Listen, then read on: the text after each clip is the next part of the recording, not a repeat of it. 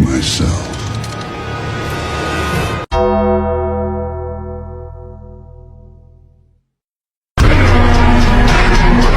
I got that adrenaline.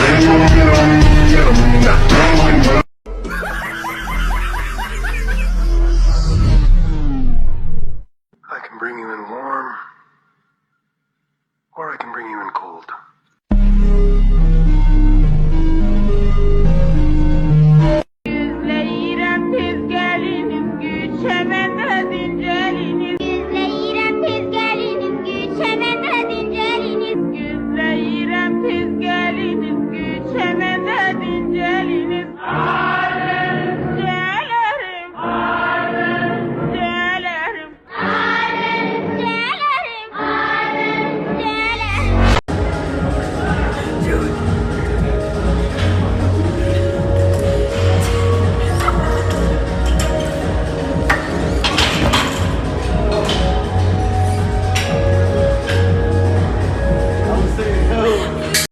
What is up, bros and hoes? If you are looking to make some serious leg and glute gains, then stick around and let me take you through today's session.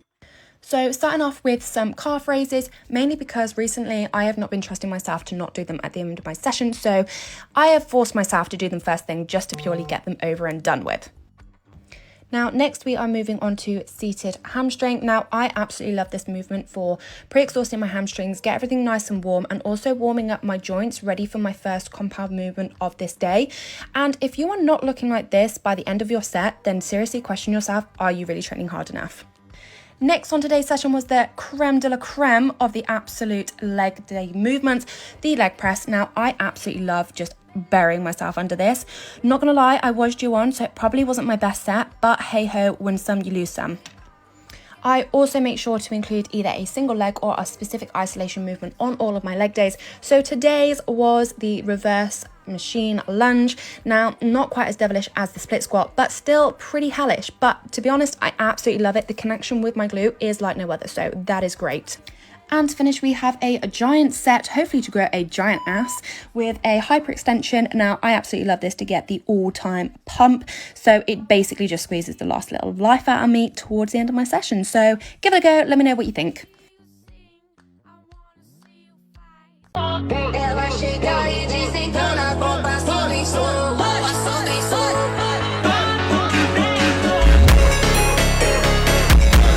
Give us your breakfast. I have two breakfasts. Right, okay. A full English, and then about 2 hours later I'll have a bucket of porridge. Did you just say a bucket of porridge? Yeah, not a bowl. Bowl's not enough, it has to be a bucket of porridge. I had to consume 12,500 calories a day in my prime, so it was... No, you do not. Yeah, I was 32 stone when I won the Worlds. So I'm a very slender 28 and a quarter stone at the minute. So, what's your dead weight lift? Well, I had the world record for the heaviest weight ever lifted off the floor, 500 kilo, half a ton. So it's about... 7 of me. 7 Bradley Walshes, yeah. And that's the last thing we need. Yeah. God damn! God damn! Father cat. That's some bullshit! God damn! God damn! Father cat. That's some bullshit! If 2 plus 2 is 4, right? And 5 plus 5 is 10, okay. What the fuck is this? How long have you been training for? 4 years. 4 years. Are you guys natural? Yes. Yes. You're natural? Yes. 4 years training? Yes. Have you ever thought about taking steroids? Has it ever crossed your mind? No. No, no.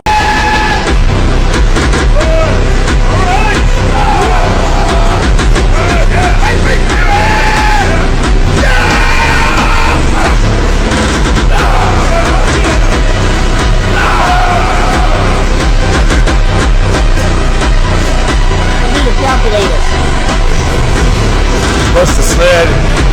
That's just 150 or 100 pounds.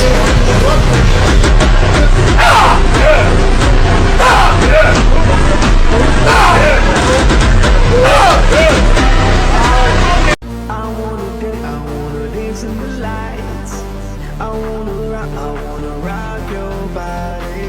I wanna go for a ride. Hop in the music. Don't you wish your girlfriend was...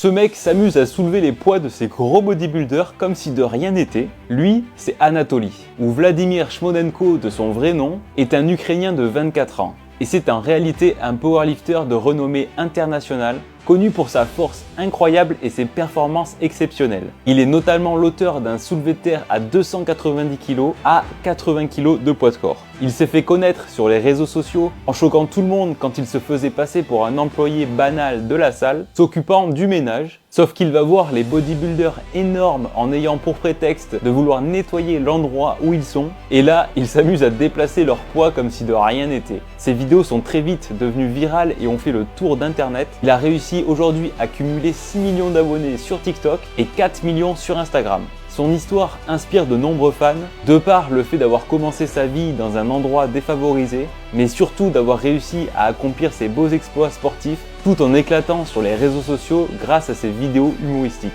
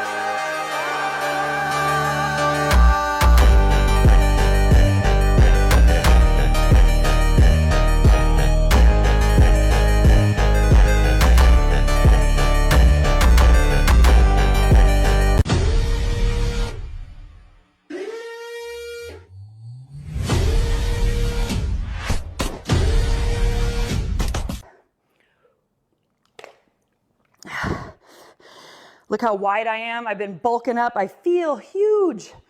Savage love. Did somebody break your heart? Ich bin der Mann im Haus. Das weiß ich. Und du auch. Ich bin der Mann im Haus. Nur ein Blick. Because I'm professional cleaner, I'm sorry. I'm sorry. If you're someone who does barbell curls, then maybe you should think about stopping. You see, your arm has a carrying angle of between 5 and 15 degrees. It doesn't go straight down. So when you're curling with a straight bar, you're forcing your elbows into an unnatural position, which over time is going to put extra stress on your elbows and your wrists. If you rate your elbow joints, which you should, they're pretty useful to be fair, then switch to using a dumbbell rather than a barbell. It's a lot safer for your elbows and your wrists. My coach is getting me juiced to the gills for the Olympics, where I'm going to smash every world record. When you say it like that, let me fuck you right back, got me falling right back.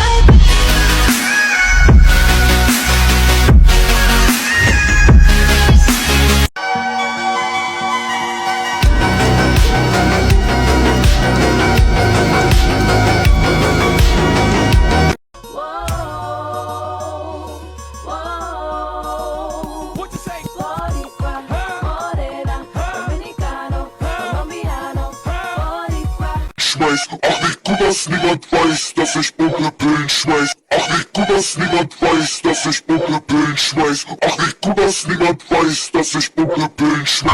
Ach, wie gut, dass niemand weiß, dass ich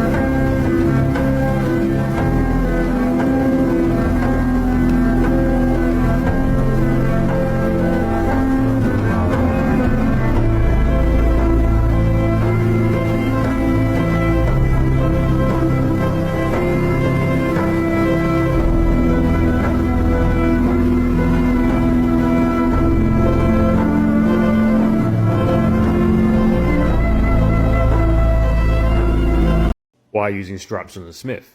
Firstly, this is a wrist wrap, not a lifting strap. These are lifting straps. Secondly, the point is to help you maintain a neutral wrist, which means it's better for all pressing movements, not just bench press. I even use them when curling because that extra wrist support is beneficial. Bodybuilding was so individual. There were no teammates, there were no family, there was nobody to let me down. It was just all down to me, win or lose. I had this system of high intensity, heavy training, which has gotten me from a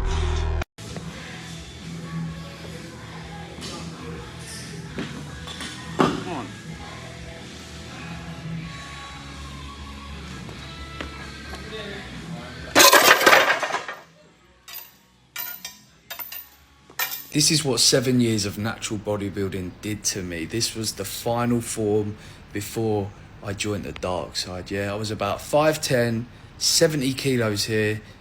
Don't even know how many pounds that is. Somewhere about 140 to 150 pounds.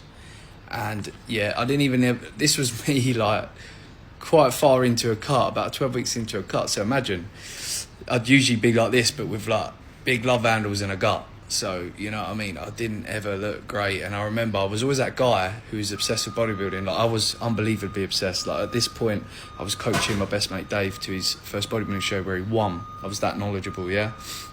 My whole room had like 50 piles of flex and muscular development magazines. All I did was watch YouTube or bodybuilding. I lived and I breathed it.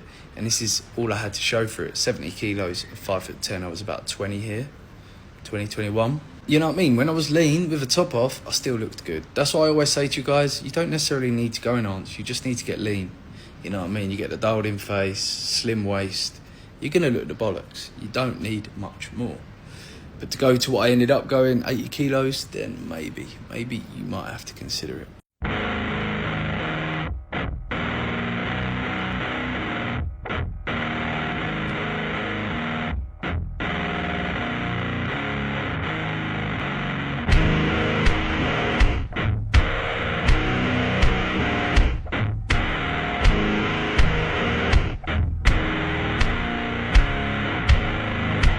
Instead of thinking about pulling the bar up in a deadlift, you want to think about pushing the floor away from you. So you're going to drive through the floor until the bar comes above the knees. When they do, you're going to squeeze the glutes to extend the hip for that last part of the movement. Then, on the way back down, you don't want to bend your knees too early because the weight's going to move away from you, your spine's going to go into flexion, and it could hurt that lower part of your back. Also, keep that chin tucked and try not to bounce it off the floor.